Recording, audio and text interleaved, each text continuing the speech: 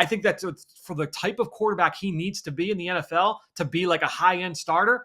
I want him to soak up every single ounce of game reps that he can. And Arizona State is doing great on the collegiate level, but of course powered by guys that are looking to get to the next one in the NFL. For that and talking about the future, where they might go in the draft, we're tapping in with All City's draft expert, Fran Duffy. Fran, thank you for joining PHNX. Sun Devils, when you think about ASU and you think about this upcoming year in the NFL draft, it's pretty clear you got two guys that come to mind first.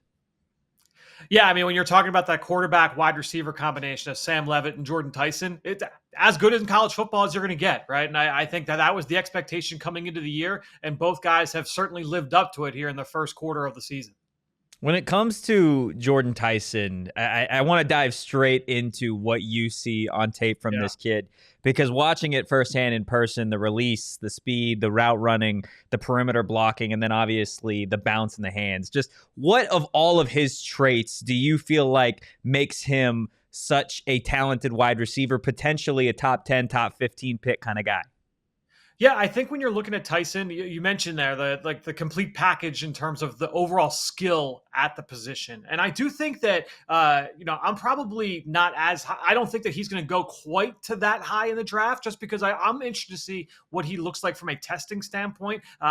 We know that he works all three levels of the field. I think that a lot of that is made more by his skill as opposed to like pure raw speed. Right now, we've seen guys come out of the draft. I think of Emeka Egbuka last year, who surprised with his 40 time, right? Justin Jefferson surprised with his 40 time. And those guys went higher based off of that upgraded speed profile and athletic profile of what expectations were going into the pre-draft process. So when I look at Tyson on film, I don't see like, oh man, this guy's going to be a pure deep threat in the NFL. What I do see is a really skilled route runner, a really skilled, in terms of getting off press coverage. The release package has gotten better this year. I like what I've seen from that end with Jordyn Tyson. This is a guy that when he first got to college, he had major issues at the catch point, a lot of drops. That's only gotten better over the course of his career. We've seen some of the big-time catches he has come up with this season. So I think you're seeing a guy that embraces the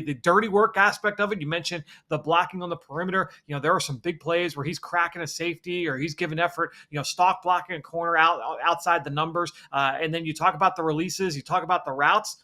That skill is going to get him drafted high. And so I think when you're looking at him, I think where Egbuka went, which was like the teens, you're talking like 17, 18, 19. I think that's probably the ceiling here. And then it's the rest of it, I think, is now dictated by what that pre-draft process looks like for Jordyn Tyson. So is there anything that he could do this season on the field that could make you possibly change your mind? Or is it to really come down to the only thing that we can see is the testing that can bump it up possibly to maybe a closer to top 10 range?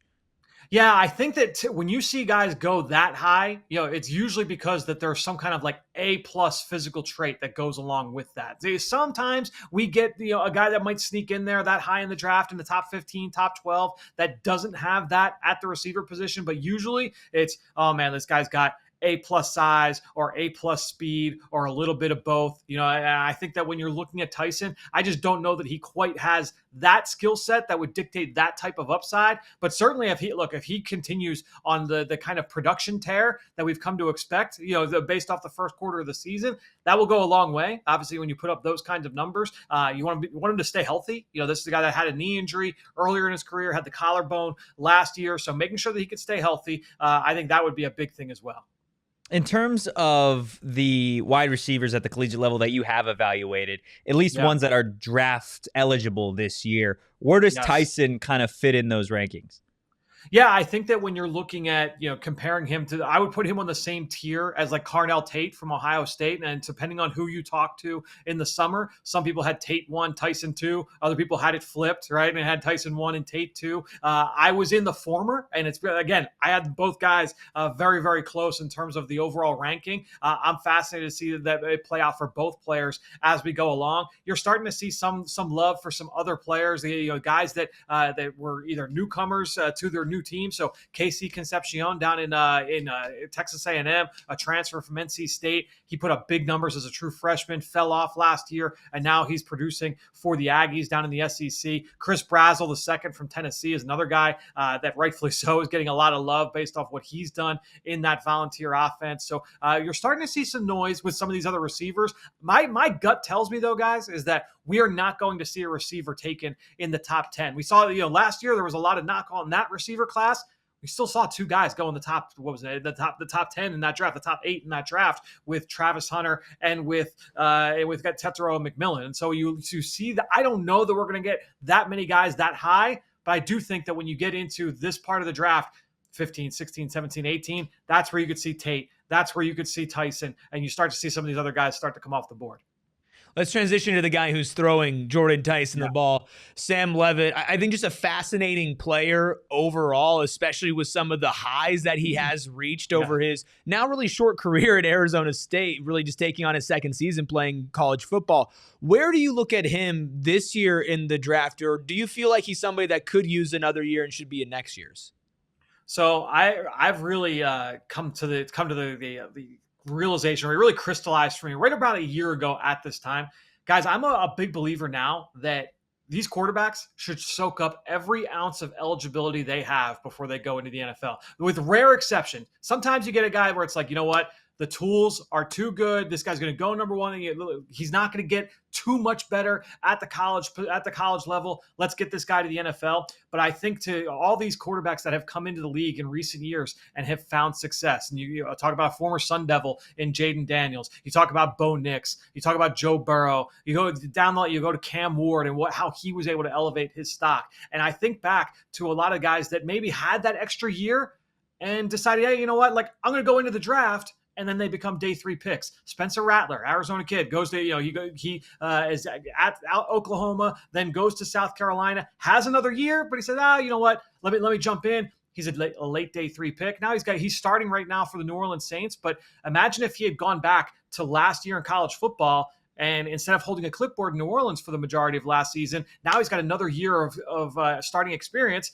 Maybe he's on the same trajectory that Cam Ward was, because Cam Ward was in the same boat a year ago and elevated from a early day 3 pick to the number 1 pick in the draft. And so when I look at Sam Leavitt, there's a lot to like. And to me, he was a top 5 quarterback for me in the country coming into the season. I'm a big believer in Sam Leavitt, but this is a guy that's still, he'll be 21 years old draft weekend. I know it'll be 2 full years of as a starter by that point, but this is a guy that's got consistent accuracy. I love the competitiveness that he consistently displays every single time he steps on the football field. To me, you get into the Jordyn Tyson thing where it's like, there's no physical trait, right? It's not like he's not the biggest, he's not the strongest, the arm is solid, but not like otherworldly, right? I think that for the type of quarterback he needs to be in the NFL to be like a high-end starter, I want him to soak up every single ounce of game reps that he can. And so for me, I would love to see Sam Leavitt go back to the desert for at least one more year, if not another year on top of that. Then that's selfishly for me. Obviously, I would let the more the merrier in the quarterback class here for 2026. But in my mind, I'd love to see him go back. I think you made a lot of Arizona State fans happy to hear that Sam Leavitt should return to ASU for another year, just off of the what he could do in terms of starting another year at the collegiate level. You bring up another guy in Bo Nix, a Kenny Dillingham product. What about Sam Leavitt's game, outside of just getting more game reps, do you think could improve his draft stock, maybe looking to a 2027? Yeah, I think that the pocket management, that ability to, because we all love the outside of structure plays, and I think that that's important, right? You need to be able to do that in the NFL. You just don't want to build the whole plane out of it, right? You don't want to live that way. That's a very tough way to live in the NFL unless you have the dynamic athleticism to be able to live that way and thrive, right? And so I think when you're looking at Sam Leavitt, I'd love to be able to see him more consistent. And he flashes this ability, but I just want to see more of it, is that ability to go in the pocket, 1 to 2 to 3, deliver, make throws late in the progression from the pocket, be able to see the field in that way. I love that he can scramble and make those plays outside of structure. And honestly, when he does make those plays outside of structure, he's able to maintain a level of accuracy and ball placement that is uncommon especially for a young quarterback. And so that's why I think that there is plenty there to like with Leavitt, but I would love to see a little bit more seasoning in terms of like the nuances of playing the position. Those are elements where I thought Bo Nix really started to excel late in his career playing for Dillingham at Oregon. You start to see those steps that he made from early in his career at Auburn and gradually got better. I'd love to be able to see Leavitt, go in and have that same kind of level of projection and level of progression there as a player. So for me, that's the first thing that comes to mind there with Leavitt. I want a two-part kind of question with you here. Let's say that Sam plays about relative to expectations this season, which is a very good quarterback, and does commit to this year's draft. Where do you see him there? And then let's go down the other road, which is what you're saying. Let's say he gets another year or two of quote-unquote seasoning. What do you think the ceiling is for how high he could go in the draft? I think that when you're looking at where he could be in this draft, a lot of that is probably going to be dictated by who else is in the draft, right? Because we know that there is a supply-demand issue at the quarterback position, and so the volume of players there could dictate how high or low a player goes. The pre-draft process obviously is going to have a big impact there, but honestly, everyone I've talked to around Arizona State or has been through Arizona State from an NFL standpoint, a personnel standpoint, they all rave about like the intangibles and the competitiveness and the work ethic. So I would imagine that he's going to do well in the pre-draft process. I think that when you're looking at him from a pure like ability standpoint, again, like to me, like I graded a guy that would go in the first round. So maybe he's not a top 5 pick if he were to go into 2026, but are we talking like middle of the first round? Are we talking in the teens? Bo Nix ended up going, 11 or 12 to the Denver Broncos? Like, probably something in that area. I think that that's perfectly acceptable, in terms of like an outcome there for Sam Leavitt. And that's why, to me, when I'm looking at these quarterbacks that are going to have to make this decision, it's not necessarily about how high could I go in the draft if I were to go this year versus next year. It's how am I going to perform once I get to the NFL? Because to me, like the patience is not there. It used to be that it was like, oh, you got to give this guy a couple years. We saw Bryce Young get benched in year 2 last year. We saw Anthony Richardson get benched in year 2 last year as well. And obviously now he's a backup in Indianapolis. And everyone knew, he only had 1 year as a starter. He's going to need time. He's going to need patience. That patience doesn't exist. As soon as you start playing in the NFL, your clock starts. And so you want to be able to hit the ground running as fast as possible. And so for me, again, for the kind of player that Sam Leavitt is going to project to be in the NFL, I think that even though I don't think the draft range will ultimately change all that much, if he comes out in 2026 versus 2027, to me, it's about what quality of player are you when you do arrive in the league. Well, Fran, look, we've talked about the twins at Arizona State, but in all honesty, it's triplets this year. Raleek Brown at running back leads the conference in rush yards. He's averaging like 6.6 yards per carry. Obviously, still a lot of Big 12 games to go, but what have you seen from Raleek Brown through the early part of this season?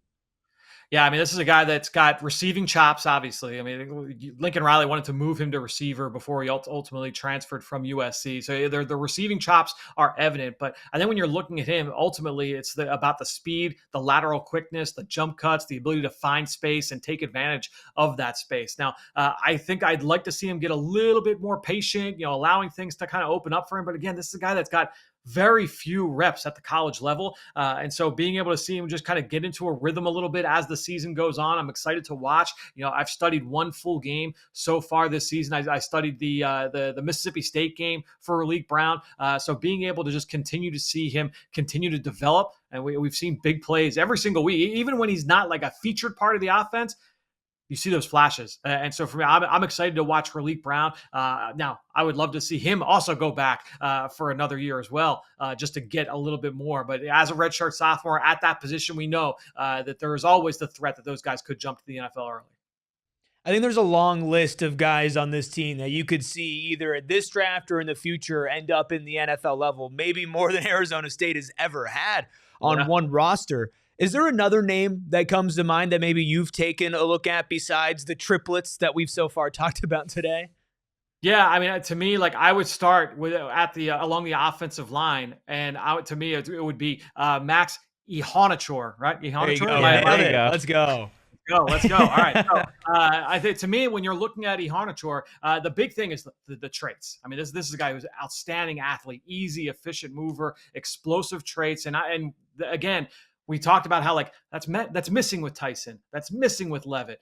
I think when you're looking at Ihonachor, like this guy's got traits for days and he just needs a little bit extra polish, right? Like the hand usage, the base. Like when I studied him in the summer, it was a lot of like, all right, this guy is really, really raw. Now I have not done deep dives on his film so far this season. So I'm not sure like what the strides are that he has made in that area. But for me, like there was enough there to work with that got me excited as like top 50 pick, right? Like the right offensive line coach can make him into an impactful starter on the right side. You know, junior college transfer. What does he look like with another year of seasoning? So that was a guy whose film, when I studied him in back in July, got really fired up about because I was excited about what the upside could be down the road. Fran, we'll have to have you back to talk about Jordyn and Sam and their improvements and everybody else on this roster. But for those who are PHNX Sun Devils fans or just finding this, who are also college football fanatics and NFL draft fanatics, where can they find you? And can you just kind of shed some light on what you're doing here at All City? Yeah, absolutely. So you can follow me, on Twitter, I'm on Blue Sky, Instagram. You search me at Fran Duffy at FDuffyNFL. Look, we've got our diehard draft guide that should be made available later this month. In October, we're going to make it. I've written up over almost 150 guys at this point, getting ready for the 2026 NFL draft. And what I like about it in terms of the way that we went about it last year is that you're seeing my evaluations literally in real time. Every single time I'm watching a player, I'm watching a pass rusher from Michigan, right? I'm in the middle of it right now. So I'm watching him. As soon as we finish this interview, I'm going to go back to finishing up. I hit update on my notes and it updates in the draft guide and it shows exactly, where he's stacked, what areas where I feel like he can improve, all of his strengths, the weaknesses, what coaches and everybody has said about him, former teammates, everything that's made public, as much information as I can cram into these profiles, they're all available. So make sure you become a diehard. You can go check that out at gophnx.com. GoPHNX.com/join. Become a diehard today. Join our diehard Discord so we can talk about all these future League Devils. And again, follow Fran at FDuffyNFL. Also works with our Cardinals show, the Eagles show, all the football shows. All of them. We got you covered here at All City. We appreciate y'all checking in.